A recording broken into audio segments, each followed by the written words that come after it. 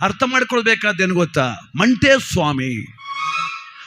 ಸ್ವಾಮಿ ದೈವ, ದೊಡ್ಡವರು ಹಿಂಗೆಲ್ಲ ಕರಿತೀವಲ್ಲ, ನಿಜವಾದ ಮೂಲ ಸಮಾನತೆ ಅಧಿಕಾರರು ಮಂಟೇ ಸ್ವಾಮಿ ಅಂತ. ಕಾರಣ ಏನು ಗೊತ್ತಾ? ನಮ್ಮ ಮದ್ದೂರು ತಾಲೂಕು ಭಾರತೀನಗರ KM ದೊಡ್ಡಿ ಪಕ್ಕ ಮಠದ ವನ್ನಾಯಕನಹಳ್ಳಿ ಅಂತ ಒಂದು ಗ್ರಾಮ ಇದೆ. ದೊಡ್ಡವರು ಅಂತ ಅವ್ರ ಹೆಸರು. ಅಲ್ಲಿಗೆ ಬಂದ್ರಂತೆ ದೊಡ್ಡವರು. ಅಲ್ಲೊಬ್ಬ ರೈತನ ಮನೆ, ಒಬ್ಬ ಹೆಣ್ಣುಮಗಳು ಹಾಲು ಕರೀತಾ ಇದ್ಲು.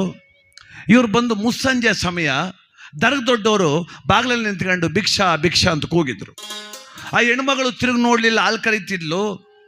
ಯಾಕೋ ಇವ್ರು ಯಾರು ಬರಲಿಲ್ಲ ಅಂತ ಕೈಲಿ ತ್ರಿಶೂಲ ಇತ್ತು, ದೊಡ್ಡವ್ರ ಕೈಲಿ ತ್ರಿಶೂಲ. ಅದಕ್ಕೆ 106 ಗಂಟೆಗಳನ್ನು ಕಟ್ಟಿದ್ರು, ಕಿರು ಗಂಟೆಗಳನ್ನು ಕಟ್ಟಿದ್ರು. ಗಂಟೆಗಳನ್ನು ಭವತಿ ಭಿಕ್ಷಾನ್ ದೇಹಿ ಅಂತ ಆ ತ್ರಿಶೂಲವನ್ನೆತ್ತಿ ನೆಲಕ್ಕೆ ಗುದ್ದಿದ್ರು. ಢಣ ಢಣ ಢಣ ಅಂತ ಶಬ್ದ ಆಯ್ತಲ್ಲ. ಆದ ತಕ್ಷಣ ಆ ಹಸು ಹಾಲು ಕರೀತಿದ್ಲು. ಈ ಶಬ್ದ ಕೇಳಿ ಹಸು ಬೆದ್ರು ಒದ್ದು ಬಿಡ್ತು. ಆ ಅಮ್ಮ ದಡ್ಡ ಅಂತ ಬಿದ್ದು. ಅದು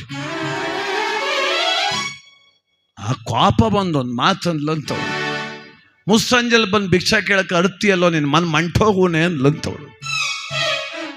ಮುಸ್ಸಂಜೆಲ್ ಬಂದು ಭಿಕ್ಷಾ ಕೇಳಿ ಬೀದಿಲ್ ನಿಂತ್ಕ ಅರ್ತಿಯಲ್ಲೋ ನಿನ್ನ ಮನೆ ಮಂಟೋಗುನೆ ಅಂದ್ಲು. ಮನೆ ಮಂಟೋಗ ಅಂದ್ರೆ ಮನೆ ಉಂಟೋಗ ಅಂತ. ಅದಕ್ಕೆ ದೊಡ್ಡವರು ಅಂದ್ರಂತೆ, ಎಲ್ಲಿ ವಿರೋಧ ಅದೋ ಅದೇ ನನಗೆ ಬೇಕಿರೋದು ತಾಯಿ.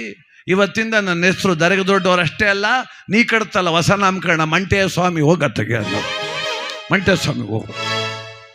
ಅದಕ್ಕೆ ಈ ಸಮಾಜದಲ್ಲಿ ಮಹದೇಶ್ವರರು, ಕೆಂಡಗಣ್ಣೇಶ್ವರರು ಇವರೆಲ್ಲರೂ ಕೂಡ ಈ ಸಮಾಜದ ಸಮಾನತೆಗೆ ಹೋರಾಡಿದವರು. ಏನು ಬಾಬಾ ಸಾಹೇಬ್ ಅಂಬೇಡ್ಕರ್ನ ಈ ಜಗತ್ತಿನ ವಿಶ್ವದ ಜ್ಞಾನ, ವಿಶ್ವದ ಬೆಳಕು ಅಂತ ಕರಿತೀವೋ, ಇವರು ಬೃಹದಾಕಾರವಾದ ಕೆಲಸ ಮಾಡಿದರು.